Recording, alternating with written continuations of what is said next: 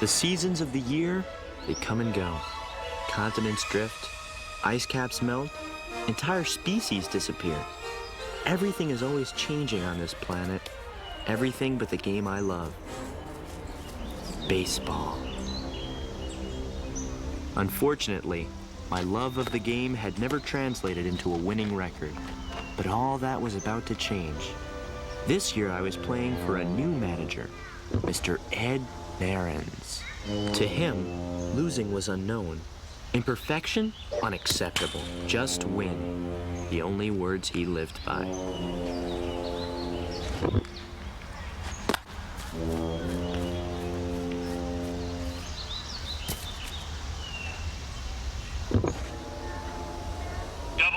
That's a two-base error.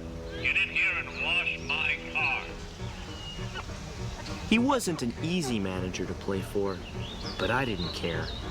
After years of being on losing teams, I was beginning to feel like a loser myself.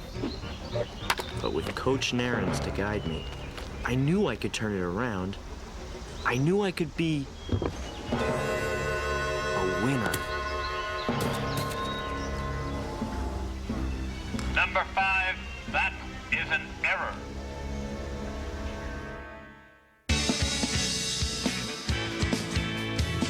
It's mighty strange.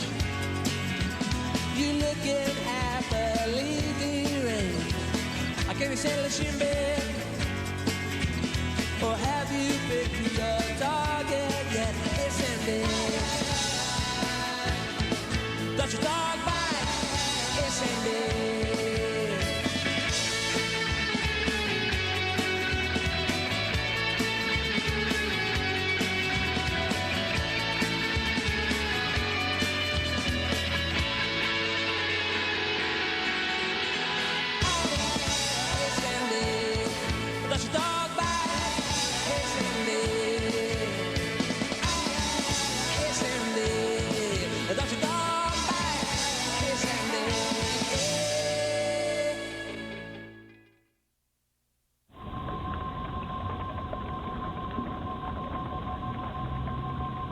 They say the world is divided into two kinds of people, winners and losers. But how do you know what you are? How do you know if you're destined to go through life with this branded on your forehead, or if you're destined for greater things? I found out in our very first game, when we took on the dreaded Bacon Barn.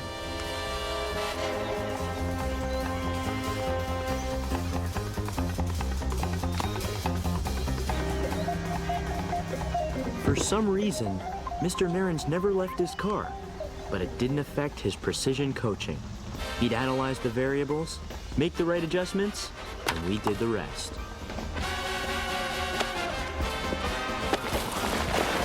You're out! Winning felt better than anything I could have dreamed of. It tasted bitter, too. The Slush Shack had a deal with the league. In exchange for their billboard, they gave away free slushies to the winners of all the games. We were in slushy paradise. And since Ellen had a summer job as apprentice to slush master Bob Oppenheimer, every game we won meant another excuse to see her. Ellen, hi. Hey, Pete, how's it going? We won. Believe it or not, you're looking at a winner. Congratulations. Just don't start acting like one, okay? You got a deal. Hey, Slush Girl, large line Balthazar now. Oh, pardon me, I believe I wanted a great I was supposed to. Judas. Come on. Raspberry. Excuse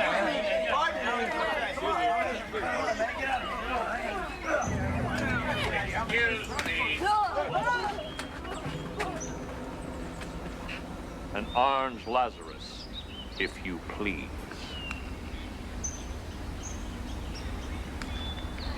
Mr. Narens, I have made it very clear in the past that the Orange Lazarus is not included in the free slush agreement. I'm very sorry. Slush money.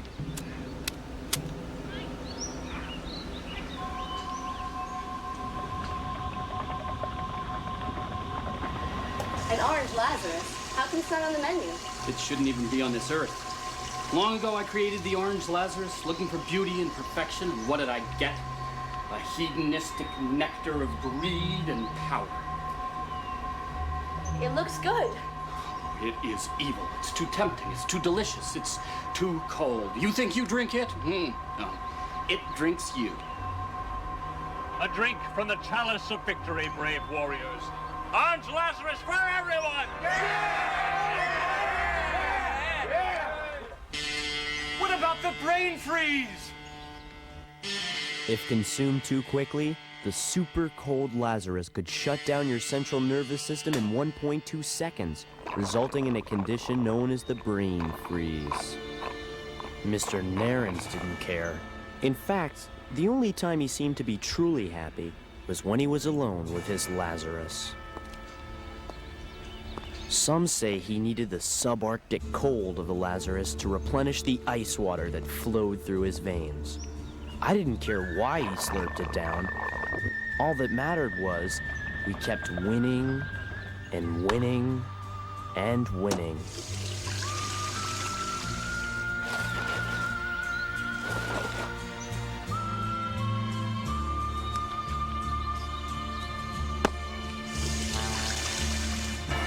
And then one day, our winning streak sputtered to a stop. It started when Teddy's parents made him get a precautionary flu shot, just in case he caught a chill sitting on the bench during night games. The tiny bit of the virus in the vaccine made Teddy a carrier.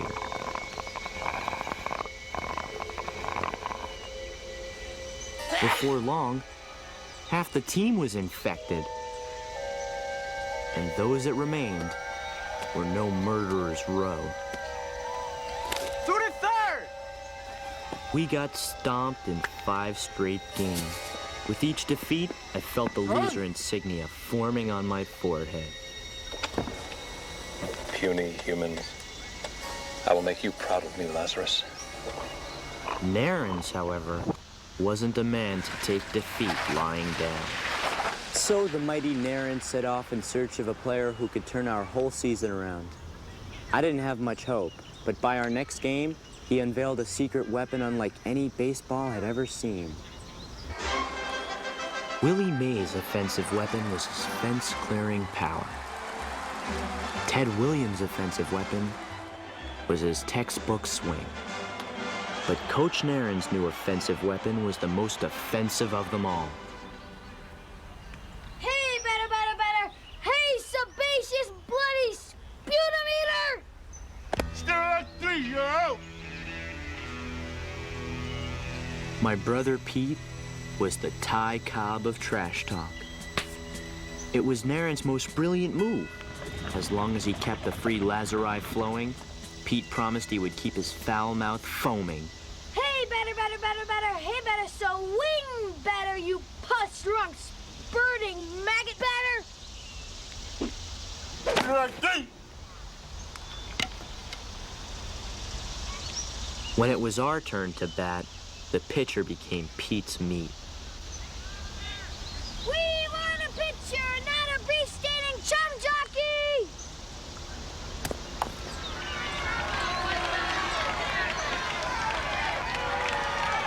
Ball 4.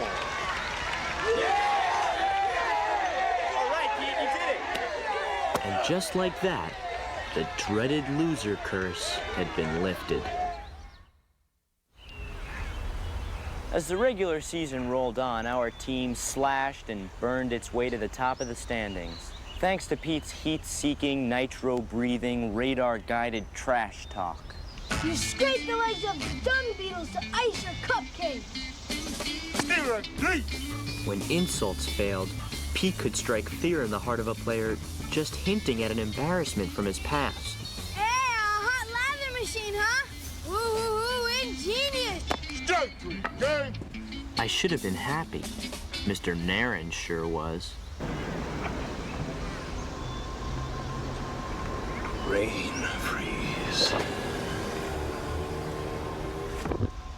I wished I could freeze my brain too, so I could somehow numb away the painful feeling that winning the Narens way was destroying baseball.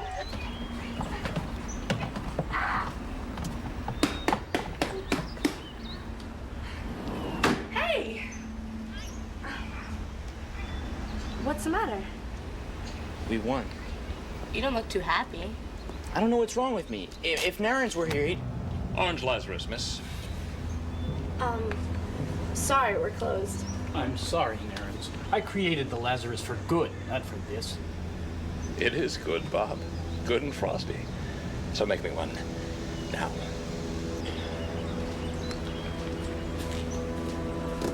Mr. Narens, could I talk to you? It's about the way we've been winning games. It doesn't feel right. It doesn't feel like baseball. Is that so? Well, thanks for the update, number 5, because up till now, I thought everything you knew about baseball, you learned from me. You weren't even clay. You were like a handful of silt. But I took that silt and I molded it into my image, the image of a winner. I made you what you are, and you turned on me. Forgive him, Lazarus. Mr. Narens? Just win, baby. They were 3 words about to be carved into baseball's tombstone. It was one of those perfect summer days that baseball was invented for.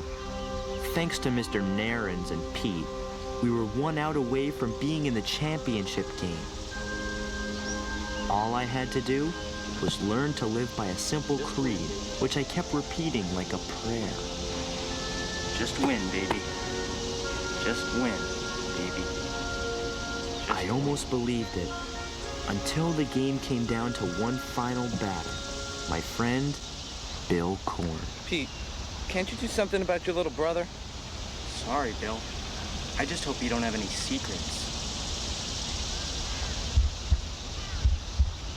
The word was out that Pete had something on Bill that was so embarrassing, his family might have to move to another state and change their name.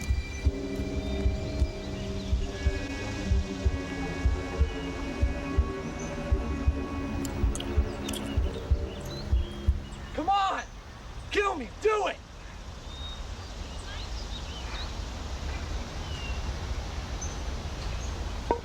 I can't take it anymore. All right. I ate snot once. It was at the candy counter at the movie theater. I thought it was imitation butter flavored topping.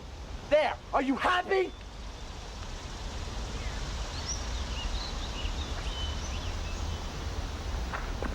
It was all too much. Seeing Bill annihilated like that, just to get into the championships. Watching Teddy turn into a Lazarus-lapping jerk. Aesthetics take no prisoners! Hey, son, slow down on that. Buzz off, Schlussenheimer! I knew what I had to do. Pete, you gotta cut the trash talk. It's not baseball. What do you mean? I don't know how to explain it. But every game we played was like 100 little games. Some we won and some we lost. Calling a pitch out on a 2-0 count. Breaking up a double play. Blocking the plate. If they didn't add up to a win, then we weren't good enough. But that's baseball.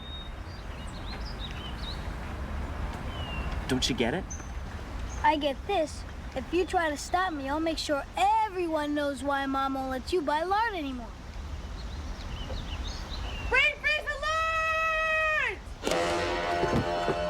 The Lazarus, Oppenheimer's once noble experiment, had claimed another victim. I've become Slushmaster, destroyer of brains.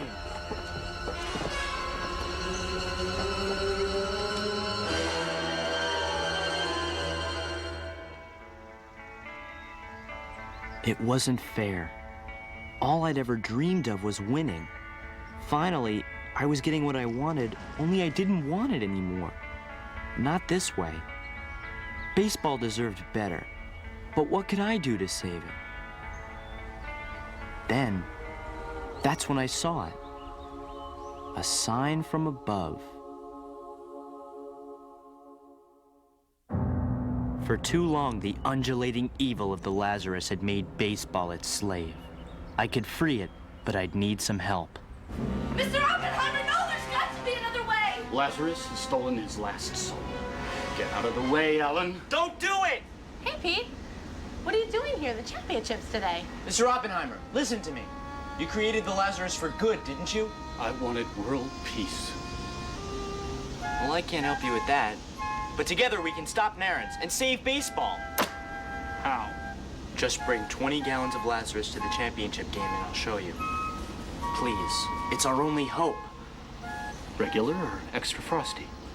As cold as you can make it. That meant cranking the Lazarus into a realm of frostiness no slush had ever gone before.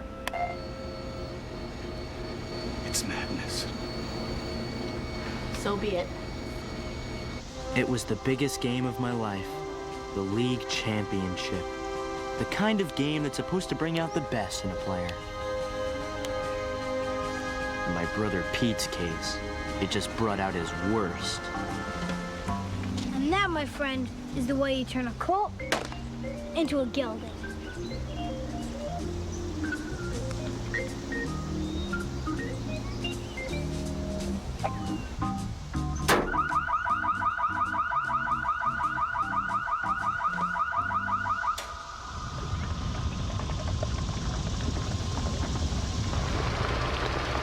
It's gaining potency. By the third inning, I was starting to get worried. Pete had the other team so psyched out that even seemingly ordinary words were causing damage. Medulla oblongata. Where were they?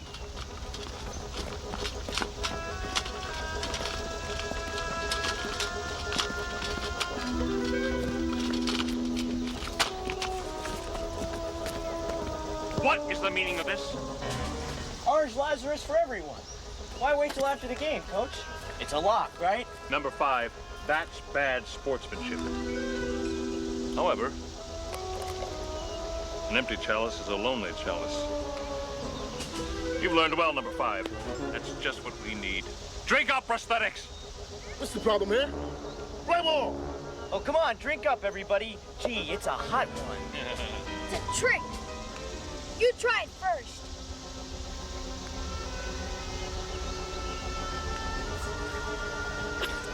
It's good. Cold. Come on, we got a championship to win.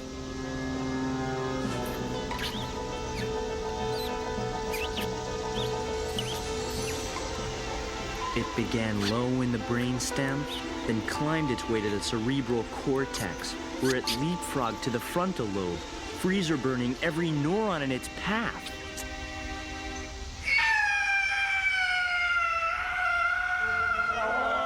Within 1.2 seconds, the Lazarus had worked its frosty magic with a 50 megaton brain freeze.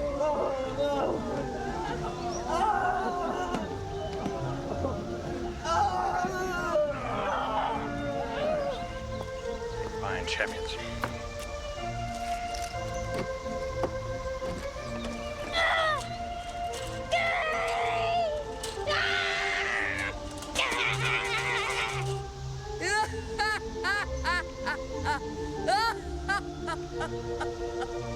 Ow!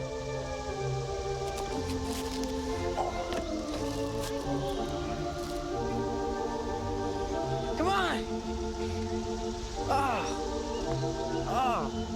I said play ball! My plan wasn't to throw the game, it was to try and even the score. With Pete's head in an icy vice, his powers were disabled.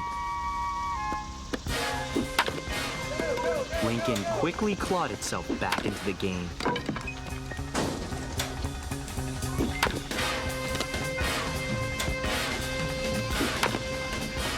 Finally, with 2 outs in the bottom of the ninth, Lincoln tied the score, and the brain freeze wore off. Lapping, lymph drain, blood wart. If we were gonna play real baseball, Time! I had to move fast.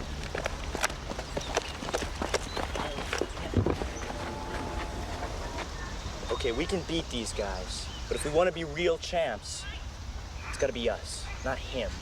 We gotta do it with baseball, and not trash talking. What do you say? Yeah! We don't need you. I always knew you were a loser, number 5, but this is treason. Take him out. Go ahead. Do it. It's funny how a little spoonful of lard can be so explosive. Just remember, if you destroy me, you destroy baseball, the game I love.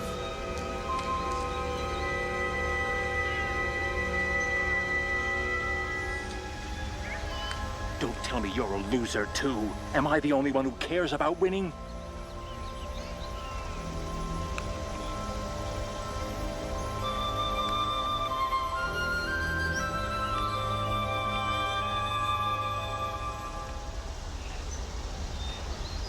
Gravy boat.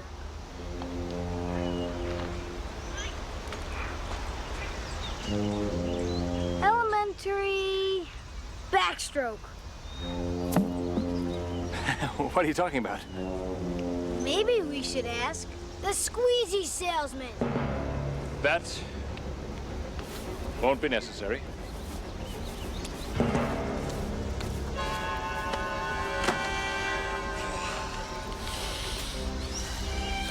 My frosty friend, our chariot awaits.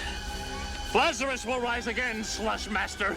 It is over, Narens, and you know it. Don't listen to him. Play ball!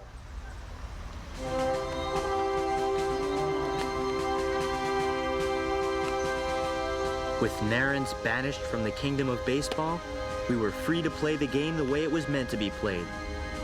Where the fate of two teams hangs not on the things that you say, but on the things that you do.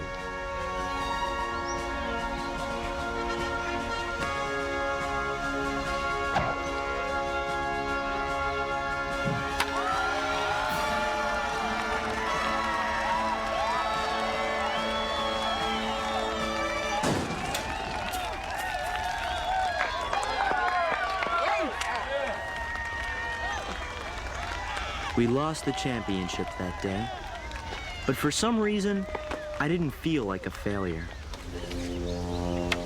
There you are, nice and safe. Losers. As for Mr. Narens, no one ever saw him again. I heard he just kept driving until the Lazarus ran out. As for me and Pete, we were on the same side again. I guess you could say that together, we saved the game of baseball that day. Maybe next year I wouldn't make it onto a winning team. Then again, maybe that's not what it takes to be a winner.